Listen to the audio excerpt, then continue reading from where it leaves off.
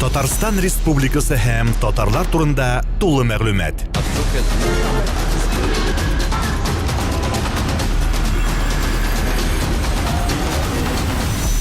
Татар информ мәгълүмат агентлыгы. Efendi, менә бүгенге татар җыр сәнгате турында күп сөйләшүләр бара. Менә сез безнең улпат композитор буларак, бүгенге җыр сәнгате турында нәрсә әйтә аласыз? Гомумән бүгенге радиодан яңгырый торган җырларны тыңлый аласызмы сез? Җыр сәнгате бик зур үзгәрешләр кичерде дип әйтә алам мин. Bir яктан әйбәт якка, күплеге белән, авторларның күплеге белән, җырларның күплеге белән, эстраданың артык алга китүе белән. Икенче яктан җитешсезлек дип әйтәм, бер яклыгына эшләнә. Бер яклыгына эшләнә. Бигрәк тә безнең менә ул эстрада инде без беләбез кирәк әйбер. Яхшы әйбер, яшьләргә кирәк әйбер ул. Артык мавыгу китте эстрада белән. Шул сәбәпле калган жанрлар, менә халык музыкасы, халык җырлары, композиторларның бик матур гүзәл әсәрләре, җырлары, романслары күләгәдә кала башлады. Аларга әһәмият әзәйде. Бу принцип елдан-ел нигәдер көчәя. Ничек дип әйтим, равновесие русча әйткәндә, тигезлек, чөнки музыка сәнгатендә, шул җыр сәнгатендә дә төрлелек кирәк. Музыка бит ул дәрья, кеше күңеленең, аның рух диңгезенең зур байлыгы. Шуннан чыгып төрле направлениедә кирәк җырларны үстерергә, әйткәнемчә. Халык көйләрендә, халыкның матур үрнәкләрендә бирергә тырышырга кирәк. Композиторларның да гүзәл әсәрләрен онытмаска кирәк, вакыттан вакыт биреп. Ишек вакытта үрелеп барырга тиеш матур именно үрнәклеккә лаек булган эстрада җырларын. Эстрада өлкәсендә мин уйлыйм, теләпчәнлек әзәйде шикелле. Теләүчеләр күбәйде. Менә җыр сәнгатен яшәү кәсебенә әйләндерделәр, акча эшләү кәсебенә. Мин беләм, шин композиторлар алар беренче чират яшәү кәсеп итеп куймаган иҗатны. Аның үзенең рух хазинәсе итеп куйган. Үзенең тормышының мәгънәсе итеп, яратып, шын мәгънәсендә үзенең кеше белән санашмыйча иҗат итеп. Әлбәттә инде ул материал якны алганда ул да кирәк, ансыз булмый. Әмма ул беренче урында торырга тиеш түгел дип уйлыйм мин. Әнвәр әфәнде, менә сез бит инде музыка сәнгатенең төрле юнәлешләрендә иҗат иткән кеше, сезнең әсәрләрегез көчле, җитди әсәрләрегез шактый күп. Менә хәзерге композиторлар белән сөйләшкәндә, профессиональ композиторлар белән сөйләшкәндә, симфониялар язу, анда романслар язу, ничектер вакытны күп сорый, тормыш ритмы бара бит инде, ничектер куркып калалар. Профессионаллар әйтә шулай. Менә сез ничек уйлыйсыз? Җитди әсәр тудыру өчен шулай вакыт күп кирәкме? Нәрсә кирәк анда? Җитди әсәр тудыру өчен вакыт күп кирәк. Тулысынча бирелеп эшләүлек кирәк. Инде мин әйттем, яратып эшләргә кирәк. Призвание дигән әйбер булырга тиеш. Оннары халыкка чыгару. Юк, халыкка чыгару мәсьәләсе инде ул бик зур мәсьәлә. Чөнки композитор әгәр халык белән бүлешмәсә, халыкка күрсәтмәсә үзенең әсәрләрен, ул анырча әйткәндә обратный процесс дип әйтергә була инде. Аңлап бетермәскә мөмкин үзенең иҗатының асылын. Халык ул безгә маяк, жол күрсәтүче композиторларга. Обязательно халык белән аралашырга кирәк. Менә бу өлкәне алганда мин әлбәттә әйтергә пропаганда мәсьәләсе, бигрәк тә менә бу катлаулы академик музыка өлкәсендә җиңел бармый. Җиңел бармый, ничектер менә оешмалар да дип әйтим инде, моңа тиешле әһәмият бирми. Тиешле оешмалар мин күз алдымда тотам. Шул ук радионда да әйтергә була, шул ук телевидениедә да әйтергә була. Юк шундый менә ничек дип әйтим. Дөрес караш, кирәк дип караш. Халыкка бит барсы да кирәк. Халык менә рәхәтләнеп тыңлый шул ук матур, серьезный төрле темага язылган җырларны да, лирик җырларны да, шаян җырларны да, драматик җырларны да, семья, гаилә турында, яшьләр турында, хезмәт турында һәм башка темалар бик күп.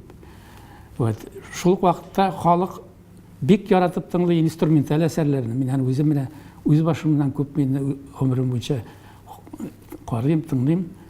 Халык рәхәтләнеп тыңлый. Мисал өчен шул ук скрипка уйнавын, шул ук мандолин уйнавын, домра уйнауларын, так? Шул ук баян, кларнет кебек, гобой кебек матур инструментлар, кубалар.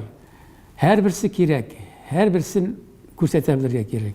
Сез менә безнең композитор буларак менә шуларны халыкка киң массага чыгару юлларын нәрсәдә күрәсез? Менә ничегрәк эшләргә кирәк?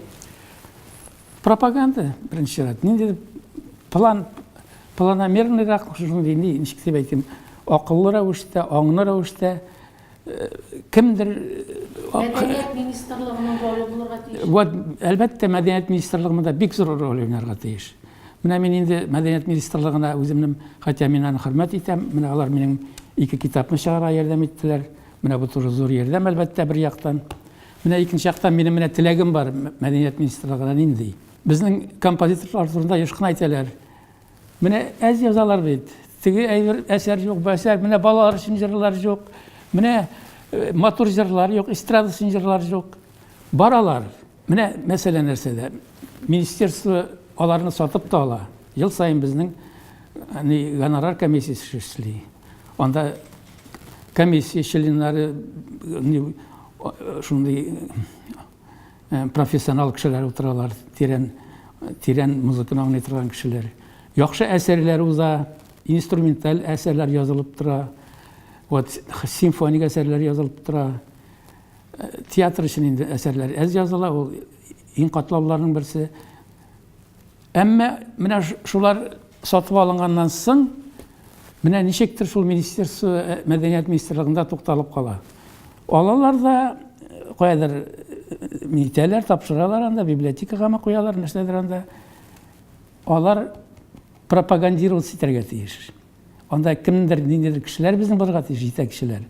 Алар ул пропагандалау мәсьәләсен үзләре үз кулларына алып, дилбегәне башкара торган организация оешмалар белән, филармония белән, анда бүтән оешмалар белән, радио, телевидение белән турыдан-туры эшләргә тиешләр. Менә шундый әсәрләр, шундый яхшы, менә худсоветтан хәзер инде ул эксперт комиссия дип атала бит инде безнең. Фактически ул шул элекке худсовет ролен уйный торган оешма булып чыга бит. Ул кирәк, бик кирәк, ул турыда күп сөйләделәр. Чөнки ул булмаганда халтура рәвешендә язылган әсәрләр бик күп узалар. Халыкның зауыгын бозалар. Башкаручылар, җырлаучылар шундый зауыксыз күбәйде. Чөнки һәрберсе үзенең эшен генә белә, тирә-юньне күргә теләми, хәтта дә бит шундый хәлгә җиттеләр, берсен әйткәндә. Зур концертлар бар анда, популяр җырчылар бит алар туып торалар. Бер җырчыны үстерәләр, икенче җырчыны үстерәләр. Зур концертлар уздыралар үзләренең авторлык концертларын. Концерт барганда композиторның фамилиясын, шагыйрьнең фамилиясын әйтмиләр.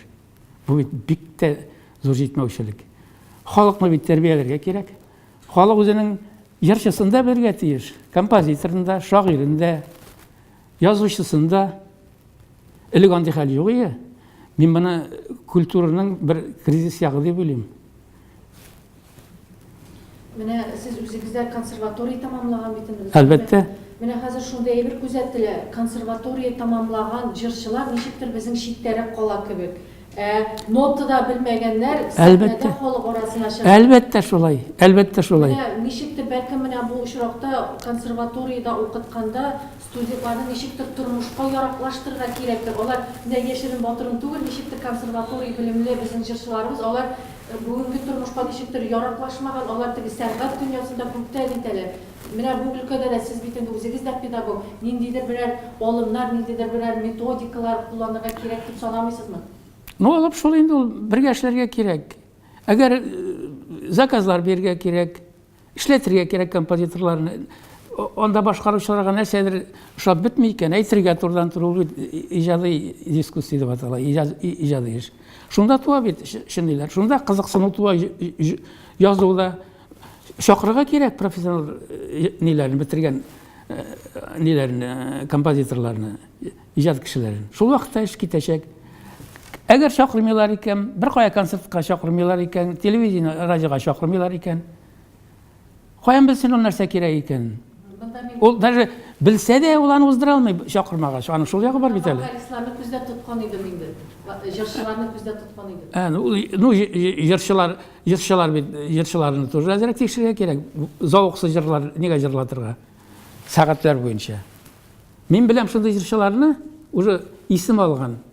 Менә сөйләсәң ышана торган түгел. Нотаның нәрсә икәнен белми, до ре ми фа сольны белми. Ни Татарстан атказанган артист исемен алган. Җыр турында сөйләшсәң, миңа бер җырчы әйтә. Мәйтәм ноталарын бирәм, әйтәм, кара, ошаган җырың булса сайлап ал дидем. Мин дә алар йөзләгән. Юган варовый, мин бит ноталар буенча өйрәнә алмыйм ди. Мин слух буенча гына өйрәнәм ди. Ни siz meni слух буенча өйрәтсәгез, мин аны алам да сәхнә. Ул җырчы, между прочим, гастролировать итеп йөри. Бөтен татар дөньясында үзенең аның беренче такмагы шулай итеп алган бер, шундый сикереп йырлый торган. Шундыйлар һәрбер генә түгел. Мин инде аларның фамилияларын әйтәсем килми. Үзләре аңласыннар. Үзләре менә җырчылар сезгә мөрәҗәгать итәләр, әйме җырчылар? Итәләр, менә элек бигрәк әйтәләр. Элек менә минем җырларны безнең иң популяр җырчылар сорап алалар, мисал өчен Габдулла Рахим кулып җырлады минем заманда. Фәхри Насыр, дин безнең классиклар җырлады. Үзе сорап алып ничә җырны җырлаганы булды. Зөлиха Хисмәтуллина, вот, анасын Айдар Файз Рахманов, Сахабиева менә җырларны җырлап нитеп халыкны җырлату хәленә җиткереп. Ну, аның темасы шундый җырлар язган имен, нигә мин җәтим дигән. Аның тарихы да бик кызык инде. Һәм башкалар, Эмиль Җәләлетдинов, алар күп саный башласаң, дагы әйтергә була. Сез дә кирип киттегез ятимлек темасына. Мин беләм, сезнең битендә балачагыбыз бик җиңел узмаган. Шуларны да искә алыйк әле. Менә моңлы композитор булыр өчен, бәлкем шул тормышның шул баскычында узарга кирәк булгандыр. Моңлы композитор булыр өчен әлбәттә тормышны да узарга кирәктер. Ана телендә дә сөйләшергә кирәк. Ул композитор шундый моңлы татар халкының өчен музыка яңгыраган мөхиттә үсәргә тиеш, тәрбияләргә тиеш. Алар әлбәттә әйтми. Инде минем тормышны алганда, минем тормыш бик сикелткәле, катлаулы булды әлбәттә. Мин профессиональ музыкага килдем, бик урап, җырак юллардан. Тудым мин күп балалы гаиләдә, 7 бала идек без. Әти-әниләр укымаган, крестьяннар. Материаль яктан без бик ни шундый ярлы дип әйтсәң дә була инде, ярлы дигән сүзне әйтергә кушмыйлар иде. Аны инде дөресен әйткәндә шулай. Мин менә көтү көттем 12-11 яшьтән. Укысым килде бик. Сары көтү көттем, авыл көтү көттем. Көне буе көтүдә йөридем. Көтүдән кайткач укысым килә. Укырга мөмкинлек юк, потому что көтү көтмәсәң ашарга юк. Сугыш башланды. Әтине сугышка алдылар, зур апаны сугышка алдылар, кичкенә берсеннән бер кичкенә балалар. Әни, значит, бик әз акча эшли. Ул ашарга да җитми. Ашарга да, киергә дә гомумән ачлык. Мин кичке мәктәпкә йөри башладым. Шундый zor ballar bilen okuydurum. Özüm gövde bilen de kişkine. Yaş boyunca da kişkine. Onda tege okurga iringen yaşlar köbürek kişki mektepke giriyor. Onda 17-18 yaşlık malalar, emin bunun hatırlı bir 12 yaşlık 3. klasta okuydurum. Şu 3. klaska kişki mektepke göz alına getirersiniz mi? Bir neçe saat gene yoklarga to'g'ri keladi. Şulay etib men chiqib ketarga majbur bo'ldim, ish izlab. Shaharlarga bulay bo'lmaydi. U vaqtda ақша bermaylar. Tayoqqa trudadin deb ataladi. Osharga yo'q, ақша yo'q, kiyinirga yo'q. Şulay etib men turli diplomlarga, diplomniklarga elakdim. Besprizorchi berganda, osharga izlab, ish izlab berganda.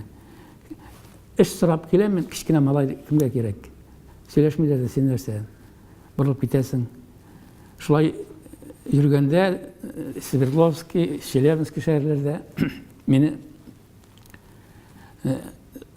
tutib olib, anda vokzalda militsionerlar chaqirib olib, ayda biz seni o'rganishtiramiz deb olib ketdilar ditpriyomnikka. Anda men yashadim. Andan ol ditpriyomnikka, ikkinchi ditpriyomniklarga ko'chirdilar. Chelyabinskiy, Sverdlovskiy ditpriyomligida bo'ldim. Bugilma ditpriyomida, Qozon ditpriyomida elakdim. Anasın ish sırap bek netkash, bek tinkalarına tegash, meni o vaqtda var idi, spesучилище hozirgi vaqtda. Ol yosh o'smirlar uchun suitsid etilmagan, mana 12-11 yoshdan shulay yetim qolgan so'g'ishdan so'ng bitdi bu 47-yillar. Детский колония, детский воспитательный трудовая колония деп аталады. Шунда мені жіберділер. Ну, анда енді ілігу менің үшін ол бір яқтан зор не болды. Бақыт деп айтым менді. Çünkü анда ошаталар ішірттелер, 7 классқа қатылы оқыталар, 18 yaşқа қатылы тұталар. Анасың тілеген жерің әшқа, нені профессия аласың, сол профессияң бұл әшқа жіберелер. Сұрақсыз анда. Или кімдір келіп балалыққа алanda 12 yaşlık, 10 yaşlık балалар, қызлар даже. Мен шунда 7 классты тамамлап, 3 жыл анда болдым мен. Направление берділер менге. Отличныға бітірдім, бек тырышып оқыдым енді. Бұрыннан қонынар кетті деген шекілді, кеткенше оқыдым. Çünkü білем, оқымасам, менің жол ябық. Жаңадан қайыршы тұрмышы башлана. Ол вақытта шундай нелер бар, условиялар, бишліге бітірген кішілеріне, ол пределах детских нормы, детских домов деп аталады. Детский балалар жұртлары білән тигізлер жатырған учреждение. Ол қазір спецучилище деп аталады. Но анда только қазір өзгерген аның режим, анда нәрседер. Теге серьезнырақ, зорырақ балалар дарталар. Ол вақытта алай төгілеге. Ойырым шымды детский специальный. Вот мен анда токарлық хөнер алдым, связист болып ішләдім, штамповщик болып ішләдім. 7 классны отличныға бітірдім, анда 3 кіші бітірдік біз. Менге направление берділер, деге Алаба культпросвет училищеге. Экзаменсіз қабыл еттілер, мақтадылар, стипендия назначайттілер. Хотя мен бұлай да енді 5-4 оқидыр ем. Ол вақытта стипендия 140 сом енді. Менге отлично бітірген үшін үкімет менге ярдәм еттерге значит қарар шығардылар. Детский домда бітірген, отличныға средний образование бітіргенше шындай нормалар берген. Вот мен аны бітіріп, отличныға бітірген жылыны біздің училищеге композитор Энуар Бакиров келейді. Ол вақытта ол танылған композитор.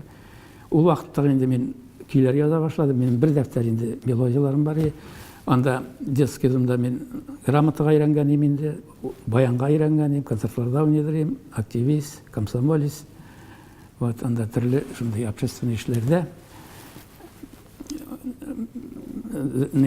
әйбәт шытта енді. Вот шундан соң, значит, келді мен Қазан музыка училищесіне кірдім, оңышлығына бердім. Мені композиторлар бөлігіне қабыл еттілер, шол болған күйлерімі көрсетіп бек көптік. Енді мен анда, значит, менің әзірлік жоқ, культпросветта оқығанда өз үстінде мен бек қуат ішледім. Менде шында бек нақ тілек туды композитор болырға. Бакиров та мені қытыртты енді деге дрожа салды дегенде. Шундан соң нәрсе ішлерге? Пианино үйренуге керек бет. музыка ишine кирер үшін. Грамота үйренер керек. Bütün училищеде бір пианино, ол вақытта бетін соғыстасын, тоже училищелер ярылы. Ол пианинода, значит, студентлар оқилар күндіз күні бойы. Хор дәрісі, анда вокал дәрісі, тегісі бұсы, анда музыкал предметлар көбейді. Нәрсе әшлерге мүмкіндік жоқ біріншік. Мен директор кабинетіне кіріп, дирекцияға кіріп, етем, зинхар меңа ертен уборщица белән бергә килеп, сағат 3-тән 4-тән. Шул Pianinoda oynarlar. Үйрене башладыңыз.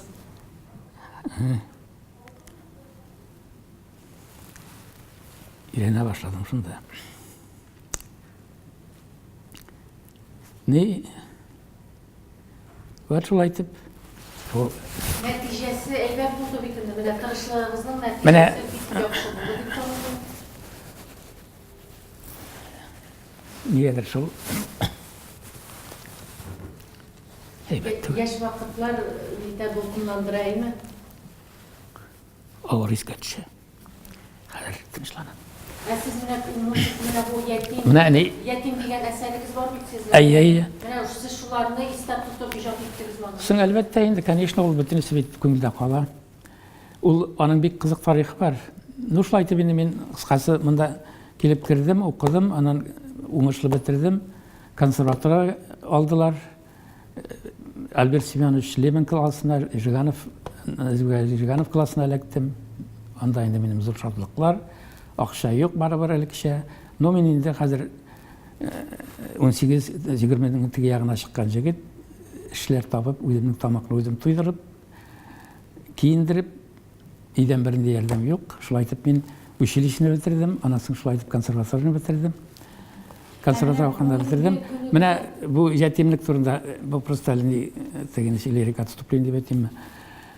Ятимлек турында яздым мин җыр.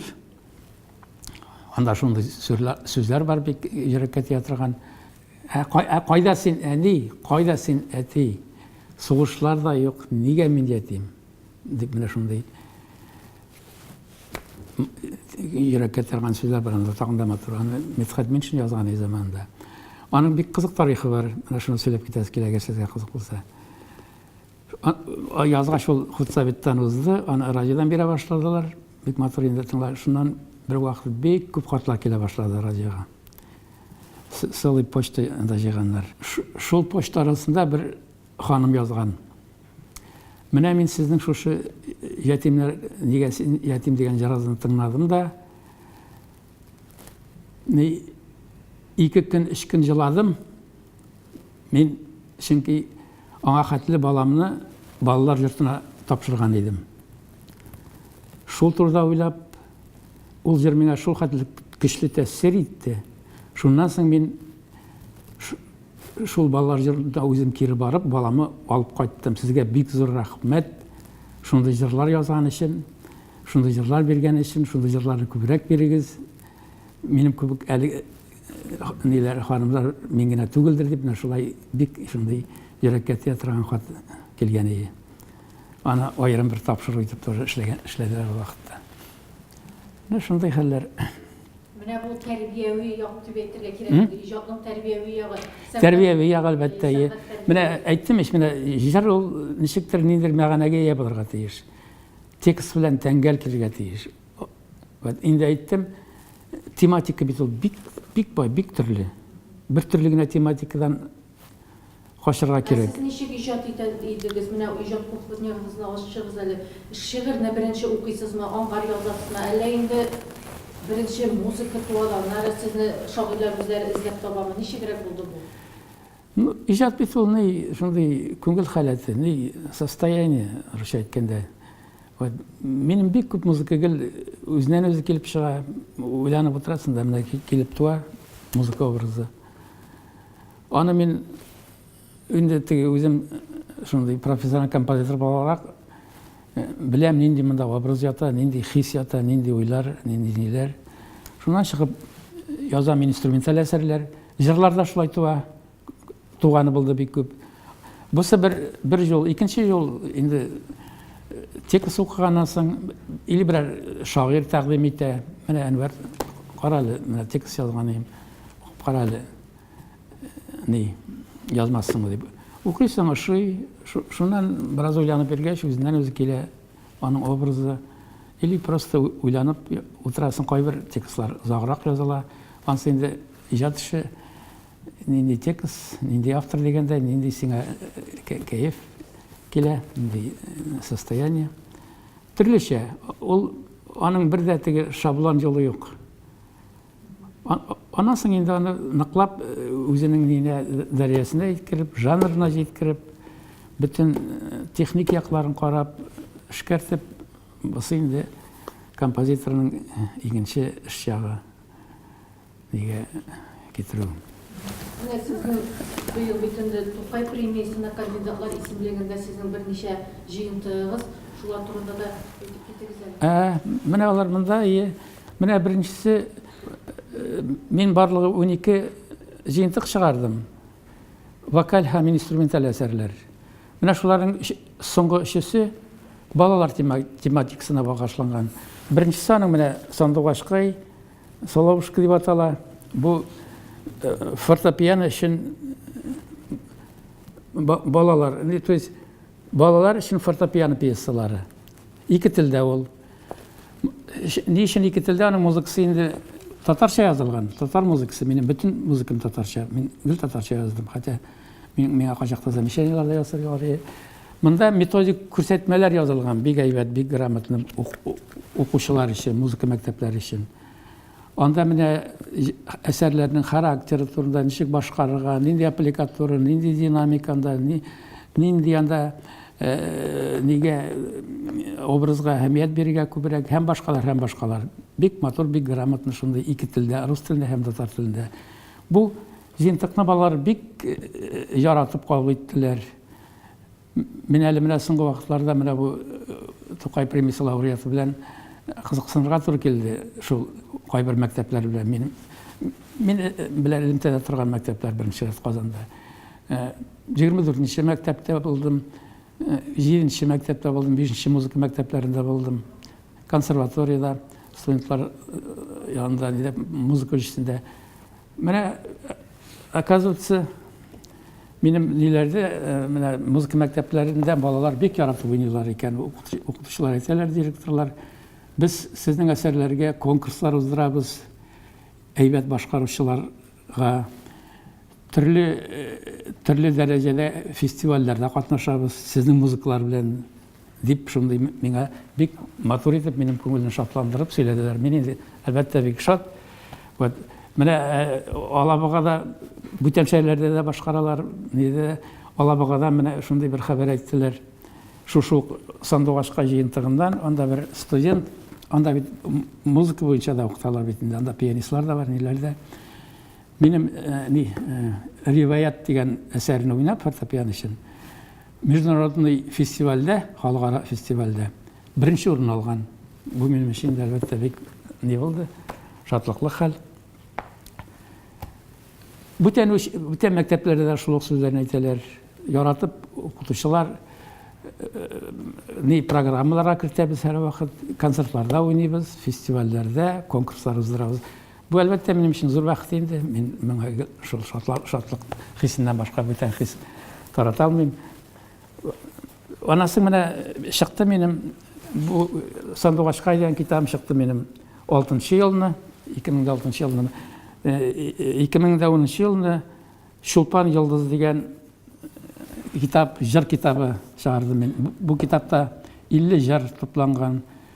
Алар балалар һәм яшьләр өчен ярты өлеше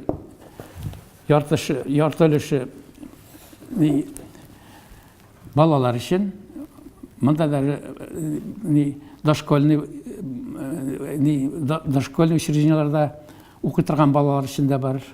Аларны да җырлыйлар икән, миңа анда да әйттеләр, менә сезнең җырларны җырлыйлар, яраталар дип. Аннан соң музыка мәктәпләре, мондый мәктәпләр өчен, икенче яртысы яшьләр өчен, өлкәннәр өчен, студентлар өчен. Шуңа күрә мин аны атадым, балалар һәм яшьләр өчен җырлар дип. Җырлыйлар, әйтәләр, вот сорап та киләләр, Kullanmada. Моның түлкі мына бір нешік деп айтайын, жетмеген жағы ма, жеткен жағы деп айтайын ма, сатуларға шығарға үлгермеді. 1050-ден шықты ол. Министерство культураны шундай керекли китап деп санап, bütün районнарының библиотекаларына, шәһәр библиотекаларына таратып бітіргендер үзләре. Бу бір жақтан бик әйбәт, миңа хәбәр итәләр, анда библиотека культура учреждениелары алып файдаланалар. Значит, адресатларга барып җиткән дигән сүз. Вот. Анасын менә 3нче китабым, бусы чакта инде менә әле күптән түгел генә 15нче елны. Бусы бөтенләй икенче жанрда. Ул ни скрипичный пьеса ансамбле дип атала, русчаның оформлениесе русча, инде әйтеп уздым, музыкасы татарча. Монда мин нинди үземә ни куйдым? Бурыч. Безгә татар музыкасына, татар сәнгатенә җырлар гына, балалар җырлары гына, гади җырлар гына җитми, bütün жанрлардан кирәк бирегә. Мин монда менә язарга булдым. Безнең менә Европа көнбатыш илләрендә нинди менә жанрлар, рус музыкасында нинди жанрлар популярлык белән популярлык казана, шундый әсәрләрне үзебезнең татар музыкасына да кертергә дигән фикергә килдем. Мисал өчен менә монда нинди исемнәр бар. Казаксыз, то есть сүзсез җыр. Бу үзенә күрә бер киң җыр жанрында күрсәтә торган шундый үзенә күрә бер жанр ул, инструменталь жанр. Сүзсез җыр Рөстәм Яхин да бар берәү, бер әсәр язган. Татар музыкасында бигәс андый әсәрләр. Оннан каласына романс дигән монда музыка бар, скрипка һәм фортепиано өчен. Поэма, вальс керцы, элегия, серенада, ария, скерца. Вот наз дигән менә кыллы кораллар өчен, квартет өчен ансамбльләр монда бар. Тукайга багышладым лирик пьеса. Анасын трио поэма, тоже менә ансамбльләр безнең бигәс скрипка, виолончель һәм фортепиано өчен ул бик яратып уйныйлар. Башкаручыларның репертуарында, Шамил Манасыпов репертуарында, радиода да язылды Золотой фондка. Аннан соң менә яздым Сабан туй турында зур бер нишен концертный пьесалар дип аталар булар. Барсы да концертный зур техник рәвештә өлкән класстагы укучылар өчен музыка училищесында колледжлар студентлар укый торган студентлар өчен һәм консерватория студентлар өчен. Менә алган студентлар уйныйлар, концертларда уйныйлар. Халыкара бөтен Россия фестивальләрендә уйнадылар уңыш белән. Менә консерваториядә авторлык концертлары күп булды. Менә соңгы елларда Марат Әхмәтов үзенең классы белән үзе нитте. Менә әле бер көнгә шаратканым Әнвәр синең әсәрләреңне менә шушыннан. Мин студентларга программага бирәм ди. Димәк, программага кирип баралар, башкаралар. Димәк, кирәк дигән сүзне аңлата инде бу минемчә. Мин бик шат, әлбәттә, бу хәлләргә. Әнвәр әфәнде, әңгәмәгез өчен бик зур рәхмәт сезгә. Киләчәктә дә уңышлар телибез. Әле Аллаһка бирсә, алдагы көннәрдә дә ялкынланып иҗат итәргә язсын. Рәхмәт, бик зур рәхмәт чыгарганыгыз өчен. Дулкынландым, гафу итегез. Тормыш минем шундый дулкынлана торган булды бераз. Менә яшь вакытлар искә төшә дә, моментлар күңел тулып китә. Ансы өчен гафу итегез. Татарстан Республикасы һәм татарлар турында тулы мәгълүмат.